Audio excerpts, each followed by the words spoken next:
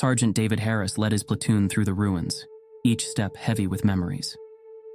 The streets, once familiar, were now twisted remnants of a place he used to call home. The buildings, where he'd once found comfort and warmth, were reduced to crumbling shells, shadows of a life that had been shattered by war. The men behind him were silent, the usual camaraderie replaced by a somber stillness.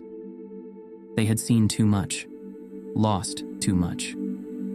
The laughter that once filled their ranks had died in the trenches, replaced by a grim determination to survive.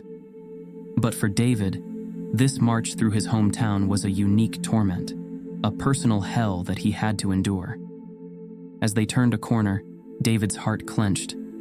Before him stood the ruins of his family's home. The house, once full of life, was now a blackened skeleton. The roof had collapsed, the windows shattered. The garden, where his mother had spent so many hours, was overgrown and choked with weeds. The sight was a knife in his chest, a painful reminder of all he had lost. David stopped, his legs threatening to give out.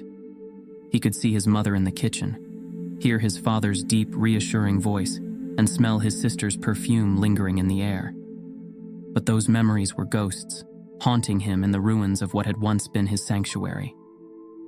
"Sergeant, you all right?"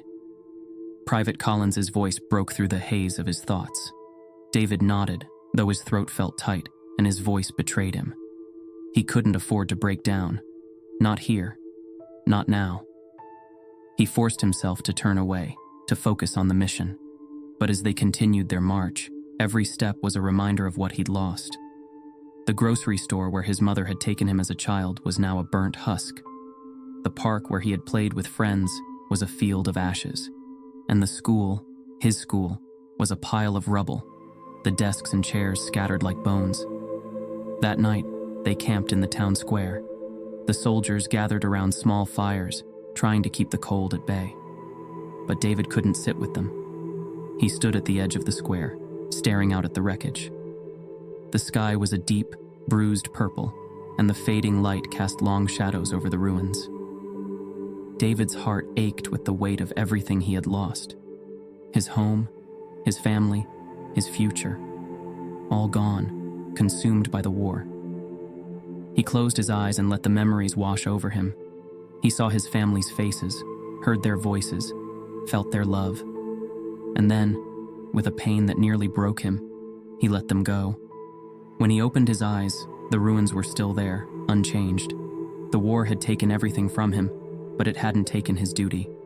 With a heart that felt as heavy as the rubble around him, David turned back to his men. They were all he had left now, and he would lead them through this darkness, no matter the cost. For there was no other choice.